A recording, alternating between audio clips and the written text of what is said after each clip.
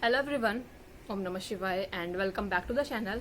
आई hope कि आप सभी ठीक होंगे और अपना भी ध्यान रख रहे होंगे और आप सभी की तैयारी भी एकदम अच्छे से चल रही होगी। तो अभी मेरे बीटीसी के एग्जाम चल रहे थे जो कि कंप्लीट हो चुके हैं। सैटरडे में लास्ट एग्जाम था और आज है संडे। तो आज लगाया था मैंने यूपीएसआई का मॉक टेस्ट और इसके बारे में मैंने आप सभी को पहले ही टेलीग्राम पर बता दिया था। तो आप सभी को एक चीज पता है कि आरडब्ल्यूए पर जो यूपीएसआई के मॉक टेस्ट आते हैं वो बंद हो चुके हैं, क्योंकि मेरे पास ना बहुत सारे ऐसे कमेंट आए थे कि दीदी जो आरडब्ल्यूए पर जो यूपीएसआई के मॉक टेस्ट आ रहे थे वो कहाँ गए। तो मैंने बताया कि मतलब वो चीजें ना हट चुकी हैं वहां से। तो मुझे नहीं पता कि अभी वो लोग इसको दोबारा से सही से रिप्लेस करेंगे, मतलब दूसरे मॉक टेस्ट आएंगे कोई, या इसको चेंज करके नए मॉक टेस्ट आएंगे, या फिर हमेशा के लिए हट गए हैं। इसके बारे में अभी कुछ भी नहीं पता है कंप्लीट, क्योंकि मैंने इतनी ज्यादा वीडियोस वगैरह सर की नहीं देखी है। सर ने जो भी इन्फॉर्मेशन दी होगी उसके बारे में मुझे नहीं पता, क्योंकि मेरे अभी पेपर चल रहे थे तो उस वजह से मैंने कुछ भी ध्यान नहीं दिया किसी भी चीजों का। तो अभी मैंने मॉक टेस्ट लगाया और मैंने इसी वजह से मैंने टेक्स्ट बुक पर मॉक टेस्ट लगाया। तो सबसे बड़ी चीज ये है ना कि मैंने तो टेक्स्ट बुक पर पास ले रखा है, इसलिए उसमें मुझे 20 मॉक टेस्ट मिले थे। मतलब जो यूपीएसआई के जो मॉक टेस्ट थे उस पास में 20 मॉक टेस्ट आए थे जो फुल मॉक टेस्ट थे, कुछ सेक्शनल मॉक टेस्ट थे। इससे पहले मैंने टेक्स्ट बुक पर जितने भी टेस्ट लगाए हैं वो सिर्फ प्रीवियस ईयर क्वेश्चन पेपर लगाए हैं, चाहे वो 2017 का हो या फिर 2021 का हो। ये जो था मेरा पहला मॉक टेस्ट था टेक्स्ट बुक का। तो ये था, क्योंकि जो जितने मैंने पहले लगाए हैं टेक्स्ट बुक से वो सभी पीवाईक्यू क्वेश्चन थे। ये पहला मॉक टेस्ट था तो इसमें देखना है कि क्या स्कोर रहा है, क्योंकि मुझे थोड़ा सा कहीं ना कहीं लगा है कि हाँ थोड़ा इजी था। मतलब जो मैंने आरडब्ल्यू के मॉक टेस्ट लगाए जितना वहां पर स्कोर हो रहा था उससे ज्यादा ही स्कोर हुआ है। तो सबसे पहले कुछ क्वेश्चन देखते हैं कि क्वेश्चन कैसे कैसे थे। और हाँ, तो सबसे पहले तो आप सभी को नवमी की हार्दिक शुभकामनाएं। तो मैंने तो व्रत नहीं रखा था, लेकिन मैंने आप सभी को बताया भी था कि मैंने व्रत नहीं रखा है, क्योंकि मेरे पेपर चल रहे थे। तो मम्मी ने मेरी व्रत रखा था, तो व्रत सुबह ही खोल लिया था मम्मी ने। तो आज जो हुआ था सुबह के टाइम पर कन्या पूजन हुआ था, इसलिए मैं सुबह सुबह तो मॉक टेस्ट नहीं लगा पाई थी। और मॉक टेस्ट मैंने लगाया था करीब आई थिंक 2 बजे के करीब मैं बैठी थी मॉक टेस्ट अपना लगाने के लिए। तो उसके बाद वो कंप्लीट किया, उसके बाद देखते हैं कि क्या क्या स्कोर रहा। तो सबसे पहले कुछ क्वेश्चन के ही देखते हैं कि कुछ क्वेश्चन थे जो मुझे लगता है कि गलत नहीं होने चाहिए थे, फिर भी गलत हुए हैं। और कुछ क्वेश्चन ऐसे भी थे जिनमें बहुत डाउटफुल क्वेश्चन भी थे कुछ, तो उसी के बारे में बात करेंगे। और आज जो था ना मॉक टेस्ट में ऐसा हुआ था कि मैंने जैसे सारे क्वेश्चन कंप्लीट कर लिए, उसके बाद अपने आप से ही सबमिट हो गया था वो, जिस वजह से वो जो पूरा स्कोर दिखाता है ना कि लास्ट में कि कितनी एक्यूरेसी रही, कितना परसेंटाइल रहा उसके अंदर, वो सब चीजें नहीं दिखा रहा था। बस या तो आपको स्कोर दिखा रहा था या फिर लीडर बोर्ड पर आपकी पोजीशन दिखा रहा था। तो उन सभी के बारे में बात करेंगे। सबसे पहले कुछ क्वेश्चन देख लेते हैं कौन कौन से क्वेश्चन थे। हिंदी की बात करूँ ना, ये थे जो 20 मॉक टेस्ट मिले थे जो टेक्स्ट बुक पर, उसका पहला मॉक टेस्ट था। और ये मैं इसलिए बता रही हूँ ताकि अगर आप में से किसी ने मॉक टेस्ट परचेज कर रखे होंगे, उसमें 20 मॉक टेस्ट सभी को मिले होंगे, उसमें बिल्कुल पहले वाला मॉक टेस्ट था ये, ताकि आपको भी एनालिसिस करने में आसानी रहे। तो हिंदी आसान आई थी। और मैथ की बात करूँ तो मैथ्स भी ठीक था। कुछ 1-2 क्वेश्चन थे जो बहुत ही ज्यादा डिफिकल्ट थे या फिर लेंथी थे या कैलकुलेशन वाले थे। रीजनिंग आसान आई थी। जीके जीएस तो हमेशा की तरह ऐसी थी, नॉर्मल सी, मतलब मीडियम सी, ना ज्यादा डिफिकल्ट ना ज्यादा आसान, तो ऐसी थी। सबसे पहले हिंदी की ही बात करते हैं। हिंदी में क्वेश्चन आया था कि किस काव्य में श्री कृष्ण ब्रज के रक्षक नेता के रूप में अंकित किए गए हैं। तो इन्होंने बताया कि प्रिय प्रवास, मैंने लगाया था सूरसागर। तो ये वाला क्वेश्चन मेरा हिंदी के अंदर गलत हुआ था। उसके बाद अच्छा, हिंदी के अंदर ही था शायद एक क्वेश्चन था जो था सुमेलित करने वाला। इसमें एक तरफ तो लोकनाट्य दिए हुए थे, उनका स्थान पूछा हुआ था। सबसे पहले इसमें जैसे इस टाइप के जब क्वेश्चन आते हैं ना, इसकी सबसे अच्छी बात ये रहता है कि अगर आपको इसका एक चीज भी पता है ना, किसी एक के बारे में भी, तो उसी से ही निकल सकता है। तो इसके ऑप्शन भी इसी तरह से दिए हुए थे। मुझे इन सबके बारे में नहीं पता था, मुझे सिर्फ रासलीला का पता था कि रासलीला कौन से राज्य से रिलेटेड है या कहाँ पर मनाई जाती है। तो रासलीला मैंने उत्तर प्रदेश देखा था और सबसे इसमें एक ही ऑप्शन में दिया होता उत्तर प्रदेश के लिए। तो इस टाइप के क्वेश्चन में ये भी चीजें ध्यान रखनी होती है। अगर आपको सारे क्वेश्चन नहीं पता, कोई एक भी पता है, तो तब भी ध्यान से करना।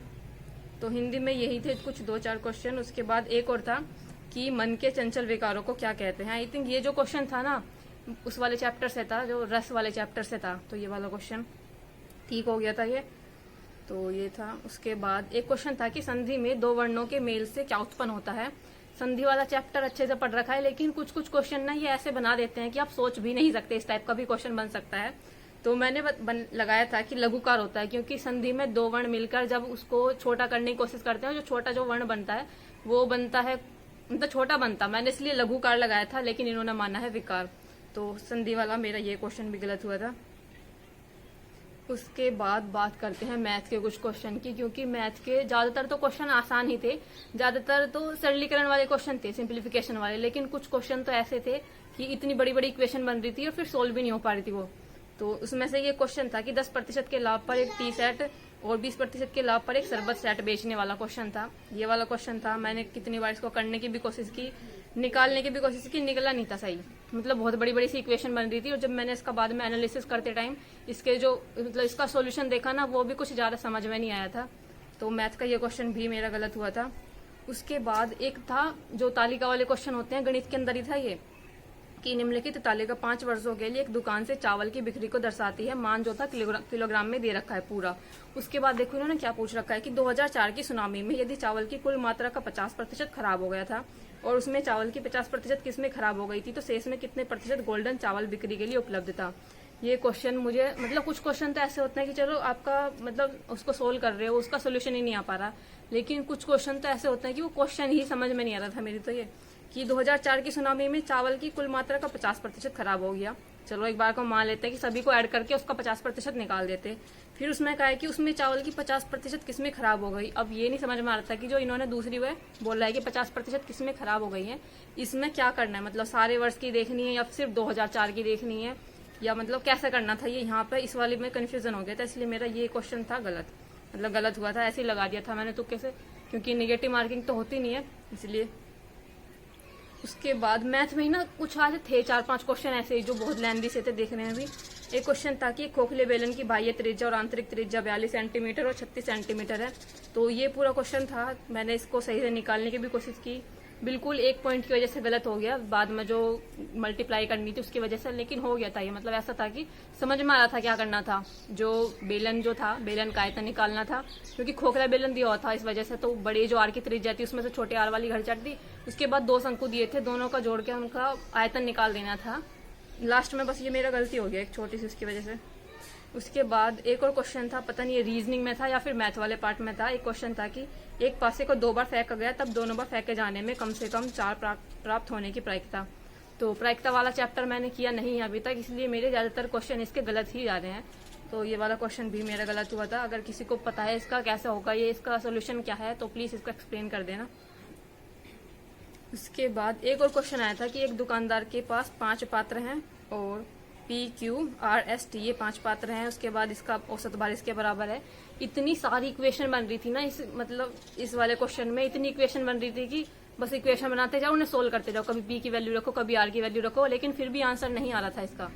तो इसलिए कुछ थे आज 2-4 क्वेश्चन ऐसे थे जो बिल्कुल एकदम इतने लेंदी से थे देखने में, या कैलकुलेशन के बहुत थे। तो ये भी उसमें सही था, मेरा नहीं हुआ था ये। मैंने फिर बाद में थक हार कर बिल्कुल इसको तुक्के से ही लगा दिया कि नहीं हो रहा तो अब नहीं हो रहा। तो बस यही थे। एक और क्वेश्चन था कि संध्या अपने घर से चलना शुरू करती है, पूर्व की ओर 15 किलोमीटर जाती है, फिर वह दाएं मुड़ती है और 10 किलोमीटर चलती है। ये वाला क्वेश्चन पता नहीं, मेरा तो 20 ही आया था, मैंने अच्छे से निकाला था। ट्रायंगल बन रहा था, वो भी वो ट्रिपलेट वाला बन रहा था, 3, 5 और 4 वाला।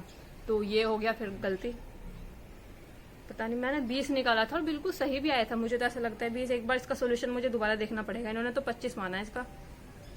उसके बाद एक और क्वेश्चन था, पता नहीं कौन से वाले पार्ट में था, कि पूरे इतिहास में सबसे प्रभावी योद्धा, क्रांतिकारी, विद्रोही, समर्पित अभिनेता रहे हैं।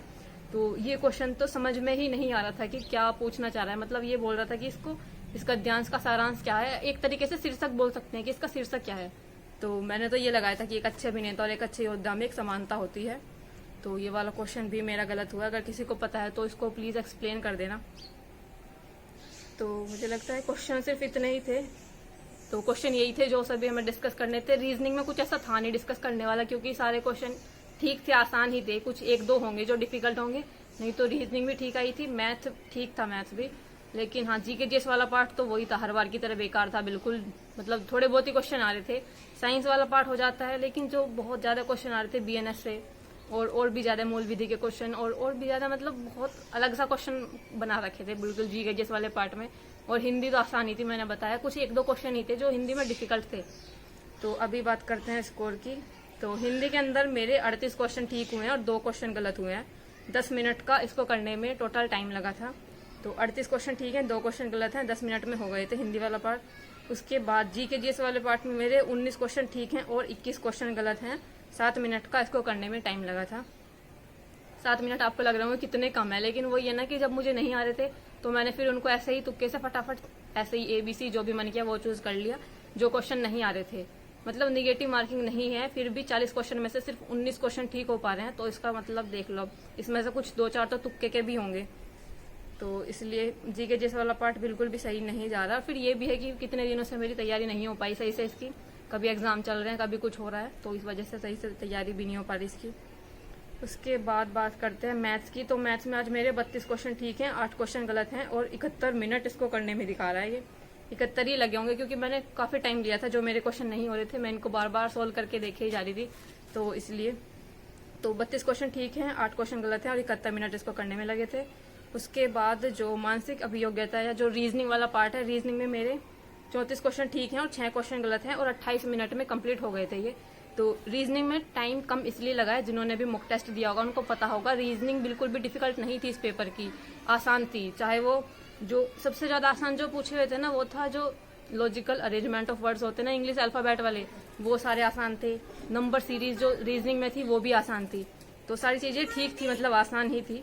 तो यही रहा था कुछ स्कोर। और अगर मैं अब टोटल स्कोर की बात करूँ ना, तो जैसे क्योंकि आज मैंने अपना मॉक टेस्ट ना खुद से सबमिट नहीं किया था, अपने आप ऑटोमेटिकली सबमिट हो गया था, जिसकी वजह से ना तो मुझे ये पता चल पा रहा कि एक्यूरेसी क्या है, परसेंटाइल कितनी आई है, ये सारी चीजें नहीं दिख रही थी उसमें। मतलब जो वो पहला पेज आता है, बिल्कुल पहला वाला पेज जो दिखाता है वो फ्रंट पेज एकदम, वो चीज नहीं दिखाई थी, सिर्फ लीडर बोर्ड पर पोजीशन दिखा रहा था।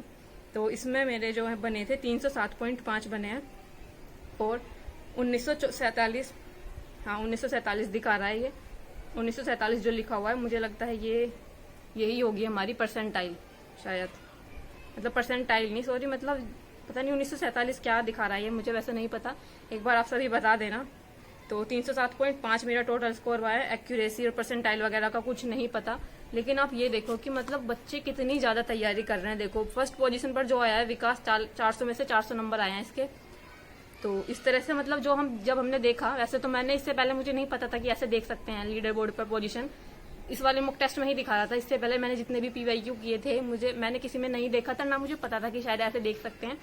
तो इसलिए देखो एक लड़की है सुषमा वर्मा, इसके 397 आए हैं, सत्य प्रकाश कुशवाहा के 387 हैं, ओमपाल सिंह के 387 हैं। तो मतलब कितना पढ़ते हैं लोग, 400 में से 400 नंबर भी आ रहे हैं इस पेपर के अंदर, UPSI के अंदर। तो मतलब देखो, और हम कहाँ चल रहे हैं। ये तो सिर्फ इस बार आया है, बाकी जो RWA पर मॉक टेस्ट देते हैं तो 280 के करीब ही रहता है इसको, यहाँ पर तो इतना भी आ चुका है। तो इस तरह से यही कुछ क्वेश्चन थे जो मुझे डिस्कस करने थे, स्कोर मैंने आप सभी को बता दिया है। बाकी कुछ लोग ना ये कमेंट करते हैं कि मैथ्स में इतना ज्यादा टाइम लग रहा है, इतना क्यों कर रहे हो भाई, पूरा टोटल टाइम 2 घंटे मिला है। अब चाहे मैं उस 2 घंटे में से 1 घंटा मैथ्स में दूं और बचे हुआ पार्ट किसी दूसरी चीज में लगाऊं, उससे क्या फर्क पड़ता है। जब मैंने कम टाइम के अंदर अपना हिंदी कर ली थी और उसके बाद अपना जीके जैसे भी कम टाइम में कर लिया, रीजनिंग भी मैंने कम टाइम में कर ली। रीजनिंग में आज कम टाइम इसलिए लगा था क्योंकि रीजनिंग आसान थी। और रही बात ज्यादा टाइम देने की, अगर मैथ में कोई क्वेश्चन आपको नहीं आ रहा है तो उसको बार बार करते रहोगे ना, जब तक आपके पूरे 2 घंटे कंप्लीट नहीं होंगे। ऐसा तो नहीं है ना कि पूरे क्वेश्चन किए, जो नहीं आ रहा उसको छोड़कर उसको अपना पूरा टेस्ट सबमिट कर दूं। तो इसी वजह से ज्यादा टाइम लग जाता है। जैसे जो मैंने आपको 2-4 क्वेश्चन दिखाए ना, वो बड़े बड़े से क्वेश्चन थे, उनको मैंने बहुत बार सोल्व करने की कोशिश की। जब बिल्कुल नहीं आ रहा था कि नहीं हुआ, तब मैंने उनको लास्ट में लगाया था, इसलिए ज्यादा टाइम लग जाता है। तो बाकी इस तरह से कुछ रहा था क्वेश्चन पेपर। बाकी आपकी तैयारी कैसी चल रही है कमेंट कर देना, और आपका क्या स्कोर रहा है ये भी कमेंट कर देना। बाकी मिलते हैं नेक्स्ट वीडियो में, तब तक के लिए bye bye, take care and Radhe Radhe.